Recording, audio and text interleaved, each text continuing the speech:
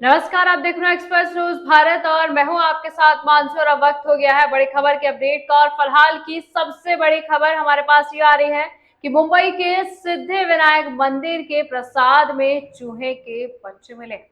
जी हाँ, बिल्कुल आपने सही सुना, क्योंकि तिरुपति बालाजी मंदिर का विवाद अभी तक खत्म नहीं हुआ था। लोग उस सोच से या फिर उस कंटेमिनेटेड प्रसाद में जो गंदगी मिलाई जा रही थी उससे उभरे नहीं थे कि एक और बवाल फिर से शुरू हो गया है कि मुंबई के देश के एक और बड़े मंदिर जो कि मुंबई में स्थित है सिद्धि विनायक मंदिर के प्रसाद में भी छोटे छोटे चूहे के बच्चे मिले हैं।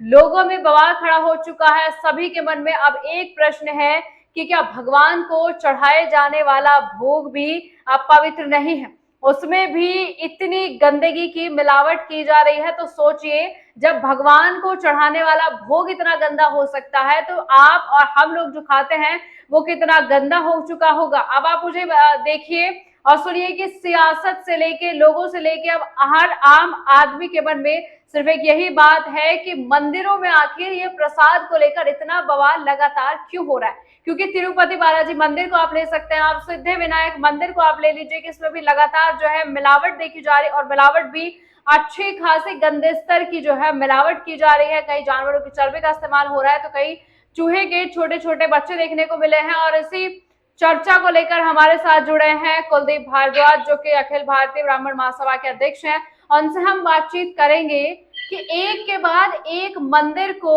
इस गंदगी की श्रेणी में लाया जा चुका है, क्योंकि अभी तो तिरुपति बालाजी मंदिर का जो प्रसाद है उसका विवाद खत्म नहीं हुआ था। अब सिद्धि विनायक मंदिर भी इसे लाइन में और इसे कड़ी में आगे जुड़ चुका है। अब लोग ये सोच रहे हैं कि भी ना जाने कितने प्रसिद्ध और बड़े मंदिर हैं जो इसी लाइन में खड़े मिलेंगे या फिर जिनके प्रसाद में मिलावट हो रही होगी। सवालों की शुरुआत करते हैं कुलदीप भारद्वाज जी। सबसे पहला मेरा आपसे सवाल ये है कि भगवान को चढ़ाए जाने वाला भोग इतने स्तर तक अपवित्र है, तो आप और हम लोग जो खाते हैं क्या उसमें भी इसी प्रकार की मिलावट चल रही है?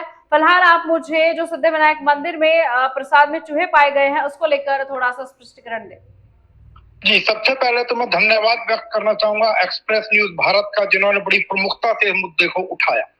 देखिए बेटा, ये बिल्कुल अत्यंत पीड़ादायक चीज है। एक पहले तिरुपति का मामला हो ही चुका है और आज ये सिद्धि विनायक मंदिर का जो मसला आ गया है सामने, वो बात अलग है कि प्रबंधन है, जैसा कि आदतें होती है समस्त प्रबंधनों की, समस्त मैनेजमेंट कमेटीज की, उन्होंने इस चीज को नकारा है, शक जाहिर किया है, आदि आदि। लेकिन इस बात से बिल्कुल मुंह मोड़ा नहीं जा सकता और केवल सिद्धि विनायक की बात नहीं है। आप जितने भी बड़े हमारे धार्मिक स्थलों पर चले जाइए, मैं बड़ी माफी के साथ कह रहा हूँ कि वहां पर गंदगी और इस प्रकार की अपवित्रताएं बड़ी आम हो गई हैं।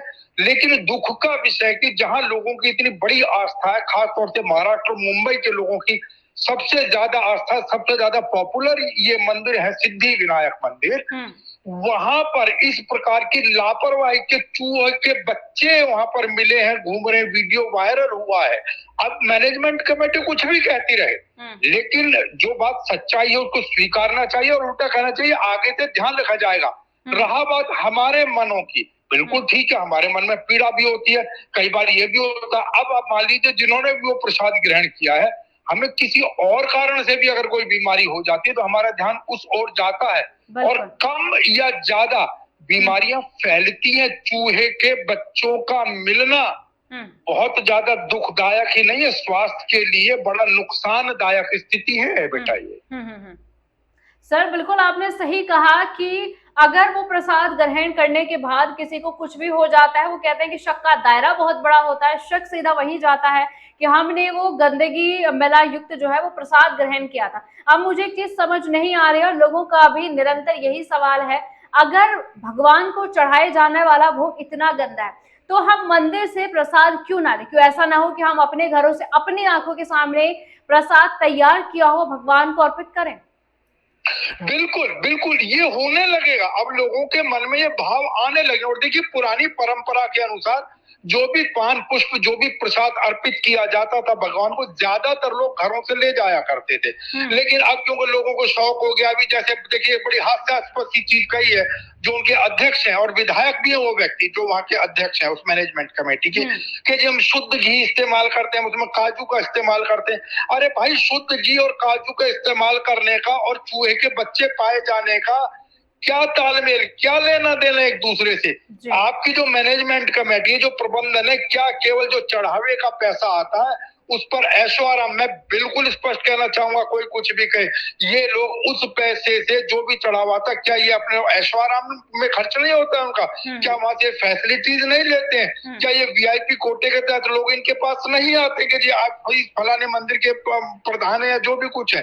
तो उस जिम्मेदारी को कौन लेगा? और होना चाहिए। मैं तो खुद अखिल भारतीय ब्राह्मण महासभा का राष्ट्रीय अध्यक्ष होने के नाते मैं ये लोगों से अपील भी करना चाहूंगा, जब इस प्रकार की, आप किस किस पर भरोसा करेंगे? कौन सा तेल घी मिला दिया गया? तो बेहतर ये हो कि लोग जो भी पान पुष्प अर्जित करना चाहे, जो भी प्रसाद हो, आपने बिल्कुल ठीक कहा बेटा कि अपने घर से लेकर जाने चाहिए। और मैं आप ही के इस मौके का, आपने जो मुद्दा उठाया है, बड़ा भावनात्मक मुद्दा जो उठाया, मैं इसमें एक चीज और जोड़ता चलूं, थोड़ा सा विषयांतर हो रहा हूं कि चाहे आप हमारे धार्मिक स्थलों में गंगा जी देख लीजिए, हरिद्वार और ऋषिकेश में क्या हालात है वहां पर, गंदगी की क्या पोजीशन है वहां पर, नहीं मानते कौन कितना ध्यान देगा, और हम भी उसके पात्र हैं। अब प्रश्न ये कि चूहा पाया, ऐसा तो है नहीं कि अगर वीडियो बन सकता तो किसी ने देखा नहीं होगा, किसी को पता नहीं होगा कि छोटे छोटे बिल बन गए, उसमें कहां से आ रहा, लेकिन कोई गौर नहीं करता। ये सख्त, मैं तो कहूं सख्त से सख्त कार्यवाही होनी चाहिए मैनेजमेंट के खिलाफ भी। ये मेरा भी कहना है, और आपकी बात को मैं फिर दोहरा रहा हूं कि यस, बिल्कुल लोगों को इस परंपरा को जब तक लोग प्रारंभ नहीं करेंगे, फिर से वापस नहीं लौटेंगे प्रसाद अपने घर से ले जाने पे, तब तक हो सकता है इन लोगों की आंखें ना खुले। ये 2-4-10 दिन मुद्दा गर्म रहेगा, फिर दब जाएगा। जिस प्रकार होता है, कहीं बॉम्ब ब्लास्ट हो जाता है, 2-4 दिन पुलिस बड़ी चेकिंग करती है, सब कुछ करती है, और फिर उसी तरीके से निकलने लगता है। ठीक है। ये बात है बेटा। कुलदीप जी, एक सवाल और मेरे मन में आ रहा है, और लोगों का भी यही सोचना हो चुका है कि फिलहाल तो मंदिर कमेटी के जो अध्यक्ष उन्होंने खंडन कर दिया सभी आरोपों का। उनका कहना है कि ये जगह कोई और है, ये हमारा सिद्धिविनायक मंदिर की जगह नहीं है, हम प्रसाद बहुत साफ सुथरे तरीके से बनाते। अब इसमें एक चीज देखने वाली ये है कि इसका जिम्मेदार कौन है। आपने एक बात इसमें बड़ी सही कही कि हमारे धार्मिक स्थल, आप कितने भी धार्मिक स्थल को देख लीजिए, सबकी हालत यही है। मुझे बताइए इसका जिम्मेदार कौन? आम जनता, मंदिर का प्रशासन, या फिर हमारा पूरा ओवरऑल प्रशासन जिसकी देख रेख में इतने बड़े बड़े मंदिर चलते हैं? आपको क्या लगता है, इस गंदगी का या इस मिलावट का जिम्मेदार कौन है? डेफिनेटली सबसे पहली जिम्मेदारी मंदिर प्रशासन। और मैं एक बात और जोड़ दूं बेटा इसके अंदर, आप भी जैसे उन्होंने खंडन किया, आपने भी कहा और मैं भी कह रहा हूं, उन्होंने खंडन तो कर दिया कि हमारे यहाँ का नहीं है। चलिए, जिनके यहाँ का भी, एक बार को मैं कहता हूँ इनके यहाँ का नहीं है, कहीं और का भी अगर मैं ये बात भी कर दूं, तब भी चीज तो गलत ही है ना। है तो वो लड्डू खाने की चीज जिसमें चूहे के बच्चे घूम रहे हैं, चीज तो गलत ही है, चाहे ये वाली मैनेजमेंट कमेटी हो या दूसरी हो, कोई भी हो। और ये लोग, एक हमारे यहाँ चलन है, हर आदमी पल्ला झाड़ लेता है इस चीज से, नहीं हमारा नहीं है, हमारा नहीं है, फिर 10 दिन बाद कोई चीज निकलती है कि नहीं इन्हीं का होगा। तो बिल्कुल जिम्मेदारी इनकी होनी चाहिए, और जिम्मेदारी तब तक नहीं ये लोग लेंगे, थोड़े दिन में फिर रिपीट कर रहा हूँ, 2-4-10 दिन मुद्दा चलेगा, फिर दब जाएगा। लेकिन जब तक ऐसे लोगों के विरुद्ध उचित कार्यवाही और सख्त कार्यवाही और त्वरित कार्यवाही नहीं होगी, तब तक ये चीजें नहीं सुधरेंगी। कल तिरुपति में था, आज सिद्धिविनायक में है, परसों किसी और के अंदर हो जाएगा। कुलदीप जी, एक सबसे गहन सोचने वाली बात तो ये है कि आप तिरुपति बालाजी मंदिर का विवाद लें या फिर आप सिद्धिविनायक का लें, जो लोग उस मिलावट वाले घी को या उस मिलावट वाले सामान को प्रसाद में उपयोग करते हैं, क्या उनका मन व्याकुल नहीं होता? क्योंकि भगवान को आप वो प्रसाद भोग के रूप में चढ़ाते हैं, उनका मन जरा भी व्याकुल नहीं होता कि भगवान को क्या उपाधि दी गई है, भगवान परमात्मा परमेश्वर, उनका मन क्यों जरा भी चिंतित नहीं होता वो गंदा प्रसाद भगवान को भोग लगाते हुए? डेफिनेटली होता है, लेकिन ये एक सवाल यहाँ और जुड़ता है कि उन लोगों को जिन्होंने जानते बूझते हुए मिलावटी तेल या गंदा तेल या जो कुछ भी उस प्रसाद के अंदर मिलवाया, क्या उनके मन के अंदर कभी आत्मग्लानि हुई? या नहीं हुई, ये भी एक प्रश्न बनता। क्या उनके परिवार वाले अपने उन लोगों के जो मैनेजमेंट के या जिन्होंने मिलवाया, क्या उनको कभी सम्मान की दृष्टि से देखेंगे या नहीं? उन लोगों की भी आत्मा जागृत होनी चाहिए। हम लोगों को तो डेफिनेटली अंदर से ग्लानि फील हो रही होगी, जिन्होंने भी वो प्रसाद वो खाया होगा सबको आत्मग्लानि फील हो रही है और आगे होगी भी। लेकिन ऐसे लोगों की अंतरात्मा, जिनकी अंतरात्मा मर चुकी है, भाई कोई तो होगा ना जिसे वो जानबूझ के फर्जी तेल या घटिया तेल या मिलावटी तेल वहां पर भेजा।